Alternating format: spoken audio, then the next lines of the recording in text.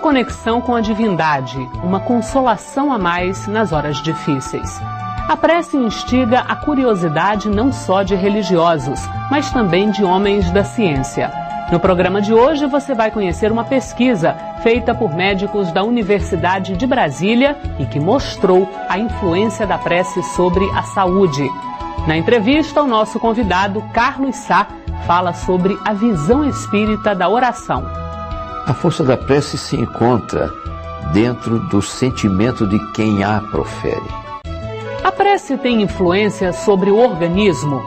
Veja o que diz a ciência. A prece ocupa lugar de destaque em praticamente todas as religiões do mundo, vista como um ato de humildade diante de Deus. Na doença e no sofrimento, o ser humano costuma recorrer à prece, pedindo socorro e auxílio. E o que diz a ciência? O médico Eduardo Tosta, da Universidade de Brasília, decidiu investigar o assunto. Durante 3 anos, ele e sua equipe estudaram o efeito da prece sobre o organismo. Participaram da pesquisa 52 estudantes de medicina. As preces eram feitas por um grupo de 10 pessoas de diferentes religiões, que recebiam a foto e o nome do voluntário por quem rezariam. Quando aqueles que receberam a prece foram comparados aos que não receberam, ou o mesmo indivíduo foi comparado antes e depois de receber a prece, ficou comprovado o aumento da estabilidade do organismo. Essa nossa pesquisa especificamente mostrou que a prece, em primeiro lugar, atua em indivíduos sadios, diferente da maior parte das outras investigações que avaliavam o papel na cura da doença. O nosso foi em indivíduos sadios. Segundo, que ela atua sobre o sistema biológico, fagocitose, que é um mecanismo de defesa. E terceiro, que ela não atua, pelo menos no nosso sistema, através da redução do estresse, que é o que nós imaginávamos. Saúde é equilíbrio. Saúde e harmonia. O momento que você estabiliza uma função, você está concorrendo para quê? Para a saúde. Ao contrário, se nós tivéssemos aumentado a fagocitose, qualquer aumento de uma função pode tirar a doença, inclusive uma função potencialmente boa como a fagocitose. A ciência está mostrando que existe uma razão por trás de tudo, a razão nós não desconhecemos, mas o efeito é esse, nós não sabemos o que é a prece. Ninguém sabe, e talvez nós nunca viemos a saber o que é isso, mas o simples fato de saber que ela pode fazer o bem, está ao alcance de todos nós, e nós podemos beneficiar nossos pacientes com isso, por que não usar? Nós estamos simplesmente pisando no terreno ainda muito pouco conhecido, com a humildade de um aprendiz que nós temos que ter. Então, a lição, uma das lições grandes, foi saber o quão pequeno, foi constatar o quão pequeno nós somos. Mas, quando nós estamos frente à prece, ou usando, ou trabalhando, ou estudando, ou procurando aprofundar um pouco nessa coisa misteriosa que é a transcendência, que é a espiritualidade, que é o amor, que é Deus, alguma coisa, por tudo isso junto, nós temos que ver com a imensa humildade, saber quão pequenos nós somos, como a nossa ignorância é incomensurável, mas ao mesmo tempo de saber que nós temos a oportunidade de nos colocar frente a frente com uma verdade dessa. Aí nos dá de saber que nós somos parte dessa grandeza. Isso é uma lição muito importante. Nós vamos falar um pouco mais sobre prece com o convidado Carlos Sá. Ele é palestrante espírita. Carlos, podemos ou devemos fazer preces? Devemos. Até por um mandamento originado do próprio Cristo, orai e vigiai. É o conjunto de valores que é oferecido ao homem como condição essencial à sua manutenção equilibrada no decurso da experiência terrena. Tanto que a prece sem vigilância, ela pode ser, de certa forma, inócua. A prece, para ser efetiva, precisa estar alicerçada no conhecimento daquilo que se pretende, na justeza daquilo que se pede, que se solicita, e principalmente no sentimento adequado da gratidão que vem a se expressar na prece. Daí porque isso não passa a ser apenas uma faculdade, mas um mandamento. O que é a prece na doutrina espírita? A prece, para os espíritas, é o refrigério, é o refúgio, é o oásis, em que a alma prisioneira do guante carnal pode sentir-se momentaneamente sobrelevada, distanciada das vicissitudes e do cerceamento da matéria, para vivenciar, por enquanto, um pouco, o seu real estado, que é o estado espiritual. Através da subjetividade da prece é que a alma se projeta além do corpo e pode até, por sensações que são adequadas ao momento de cada um, vivenciar o êxtase espiritual, que é profundo e que é definitivo.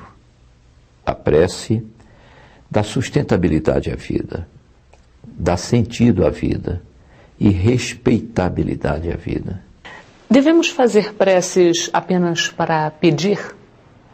Seria muito egoístico, né? Ou seria muito exclusivista, colocaria a criatura numa posição de direito, de privilégio. A prece, todos nós sabemos, ela pode ter 3 enfoques. Ela pode ser gratulatória, agradecida, ela pode ser louvatória, de reconhecimento e louvor, a potência paternal de Deus, e pode ser também de pedido. Na verdade, toda prece bem orientada, bem concatenada, ela parte do louvor, da gratidão, para finalmente chegar ao pedido. Pedir por pedir é colocar-se numa posição antagônica, hegemônica diante do Pai. Antes de pedir, temos que reconhecer o poder. E em reconhecendo o poder, agradecer o poder. E em louvando e agradecendo, na submissão filial, pedir. Isso cabe a nós. Agora, depois de louvarmos, de agradecermos, podemos pedir qualquer coisa? Aí é que está. O pedido precisa estar justificado pela consciência. Pedir qualquer coisa seria como a criança inocente, leviana, que solicita tudo que vê, que tudo que vê pede. Nós já não somos mais crianças e, por consequência, devemos ajustar a nossa consciência ao que pedimos. Normalmente pedimos para que se afastem de nós as dores, os guantes, as vicissitudes, as dificuldades. Entretanto, muitas vezes pedimos que se afaste de nós o medicamento, o remédio, a solução de recuperação das nossas enfermidades morais. Se, entretanto, pedirmos ao Pai que nos ajuste as forças, que nos equacione os sentimentos, no sentido de podermos suportar a necessidade daquele remédio abundante e generoso, isto é conforme a lei. De tal maneira que, ao pedir, devemos sempre pedir reforços morais que nos capacitem a bem superar as dificuldades inerentes à natureza da vida terrena. E aí, num raciocínio bem simples, então, aquela pessoa que está muito endividada, está com problemas financeiros, vale pedir na prece para acertar na loteria, para ganhar na Mega Sena? Até de um ponto de vista de lazer espiritual, mas não com validade, né?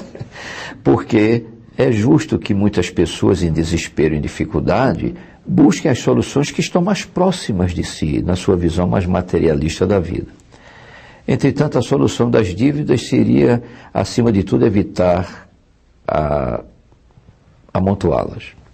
Mas em existindo as dívidas, que muitas vezes são decorrência das fatalidades da vida, elas devem ser socorridas pela emulação do trabalho, pelo esforço dos valores do conjunto familiar, do benefício dos amigos, enfim. Menos pedir a loteria, porque a loteria, por ser aleatória, está sujeita a uma espécie de fatalidade e não seria recomendável em nenhum momento. E pedir para que um ente querido não morra? É difícil dizer às pessoas que não peçam. Seria até injusto dizer às pessoas não peçam. Porque, embora pedindo, se for justo que haja aquela desencarnação naquele momento, ela ocorrerá. Entretanto, há determinadas situações em que a misericórdia divina atua decisivamente em benefício de um conjunto. Há uma narrativa muito tocante de André Luiz que fala da iminência da desencarnação de uma avózinha muito querida e cuja nora encontrava-se em vésperas de dar à luz e cuja desencarnação poderia acarretar danos ao nascituro e à própria grávida gestante. O netinho, já vivo em desdobramento, implora às potências espirituais, aos amigos espirituais, que delonguem um pouco mais a desencarnação da avózinha, no sentido de preservar a incolumidade do nascimento do irmãozinho que chegaria. Como isto não afetaria absolutamente as determinantes da vida e acomodaria valores de amor muito mais extensos, foi dada uma prorrogação de vida àquela avózinha, no sentido de que só depois ela viesse a desencarnar.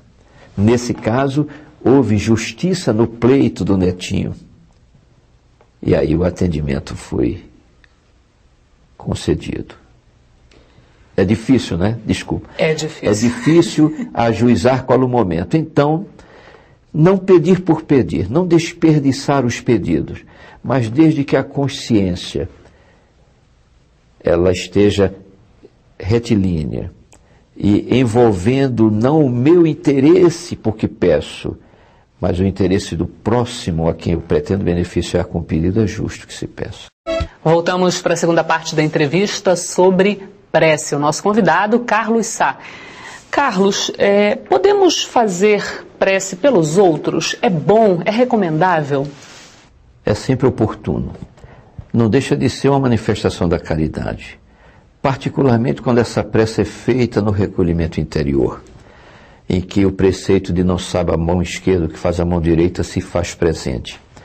Pedir pelos outros é um dos grandes exercícios de humildade e de prática da caridade. Não simplesmente pedir por pedir, mas dentro do ajustamento consciencial, identificando a questão dos infortúnios pessoais, particularmente aqueles ocultos que nos venham a ser desvendados, pedir com fervor. Não o afastamento da prova, porque não sabemos exatamente qual a medida da justiça divina, mas o fortalecimento do indivíduo, tal como pedimos para nós, a fim de que ele possa airosamente superar as suas provas, as suas dificuldades. Carlos, aonde é que está a força da prece? É naquilo que eu quero muito, que eu desejo e que é justo? É na prece individual? É na prece coletiva? Onde é que está a força da prece? A força da prece se encontra dentro do sentimento de quem a profere. Ali é a usina geradora de forças, capaz de dar à prece um tônus energético que, em determinadas situações, atua de forma tão intensa que altera até mesmo a estrutura da matéria. É uma força cujas dimensões e medições o homem ainda não está capacitado a fazer. Mas pelo resultado, pelos efeitos alcançados em inúmeras situações, é justo entender que a partir do sentimento de bondade, você tem aí uma dimensão de força da prece, aliada à justeza do pedido, do pleito. Esse conjunto de valores é que, bem trabalhados pela consciência daquele que profere a prece, vai conferir a isso, a prece, esse conjunto de forças que, como eu disse antes, pode até alcançar a intimidade da matéria, modificando nas curas que nós temos tantos testemunhos, por exemplo. E no mundo espiritual, qual é o impacto dessa prece? Nós devemos orar pelos mortos, pelos desencarnados? Como é que eles recebem isso no mundo espiritual? Os espíritos desencarnados, pela sutileza do envoltório de que se reveste no plano espiritual são mais sensíveis à força da prece. E não apenas à força da prece, são sensíveis aos sentimentos emanados das criaturas que os alcançam benevolamente ou perversamente, de conformidade com a qualidade desses sentimentos. No plano espiritual, a prece, por suas características imateriais, ela alcança dimensões e alcances muito maiores do que no plano físico. É amplificado? Com certeza. Por quê? Partindo da fonte essencial da prece, que é o espírito, agente causal da vida, nós temos dentro do plano espiritual uma faculdade de ampliação, de tal monta, que como Kardec, por falta de analogia mais moderna, dizia, comparando a prece ao telégrafo sem fio, ela alcança o infinito. No plano físico, ela pode ter alcances reduzidos pela própria resistência do plano material. No plano espiritual, contudo, que é imaterial, o alcance da prece é absolutamente imensurável. Ela vai ao infinito. O fluido universal, que é o grande condutor do pensamento, é o repositório da prece. E onde quer que estejamos, projetaremos nossa prece aonde o desejarmos, se as condições para tal tivermos conosco. Como é que fica, qual é o impacto, por exemplo, da prece de um familiar que perdeu um ente querido, por exemplo, que se suicidou? Como é que esse espírito suicida pode receber essa prece? Quer dizer, como é que essa pessoa que está aqui deve encaminhar essa prece? É possível fazer essa prece e ajudar esse espírito suicida, por exemplo? Eu diria que é indispensável que haja prece. Porque mesmo que o espírito que delinquiu contra a lei encontre-se em situação de impossibilidade vibratória de perceber no nível consciente o efeito da prece, ele será beneficiado a si mesmo. Porque tudo que dimana bem, tudo que emana bem, tudo que fale de amor, produz efeitos profundos em qualquer indivíduo, onde quer que esteja. No caso do suicida, apenas comentando em paralelo, por mostrar-se refratário momentaneamente face à delinquência praticada, a obtenção de estado consciencial equilibrado. Aparentemente encontra-se isolado no contexto do seu sofrimento, da sua dor. Entretanto, não é assim. Mesmo ali, naquele guante de dores cruciais, ali estará, a pouco e pouco, assistido, amparado, mitigado em sua sede de libertação, graças à prece intercessória, benéfica, que o alcançará sem dúvida alguma, e deve ser um preceito de amor, particularmente orar pelos suicidas. E recordo-me do exemplo da Dona Ivone Pereira, que eu costumo sempre citar como exemplo e modelo de médium e espírita, em que ela, durante longos anos da sua vida, às 18 horas de cada dia, recolhia-se em prece em favor dos suicidas. E nesse trabalho conseguiu angariar profundos sentimentos de amor de tantos centenas, milhares de criaturas por ela beneficiadas. Algumas pessoas pensam o seguinte: bom, a pessoa morreu, se ela vai para o céu, ela já está no céu, não há a menor necessidade de fazer uma prece para quem já está no céu. Se ela já está no inferno, bom, ela está no inferno, e aí? Essa prece consegue resgatar essa pessoa? O que você diria para quem pensa dessa forma? Olha, em primeiro lugar, é preciso entender que a lei que rege a vida chama-se amor. Em segundo lugar, o pai jamais deserdaria qualquer dos seus filhos. Em terceiro lugar, não me cabe julgar e avaliar os desígnios de Deus. E as leis divinas, elas são imutáveis nas suas determinantes. Mas como Kardec também nos orienta, graças à pedagogia invejável que nos oferece, diz que a inutilidade da prece, uma vez que Deus conhece e a necessidade de cada um já está determinada, seria como se o homem pretendesse alterar o tempo só por movimentar os ponteiros de um relógio. Ao movimentar os ponteiros do relógio, ele não está modificando o tempo, nem derrogando as leis divinas. Está apenas utilizando um mecanismo que é seu, e a prece é um mecanismo do indivíduo, e ele pode oferecer a Deus, cabendo a Deus entender do mérito e do atendimento da prece. Negar-se, contudo, a pensar no bem, a fazer o bem, a executar o bem, sob a alegação de que é inútil, acredito que seja a criatura colocar-se acima de Deus. Para nós podermos concluir essa entrevista, eu tenho o direito de pedir a Deus que perdoe as minhas faltas? É válido um pedido desse na prece? É válido.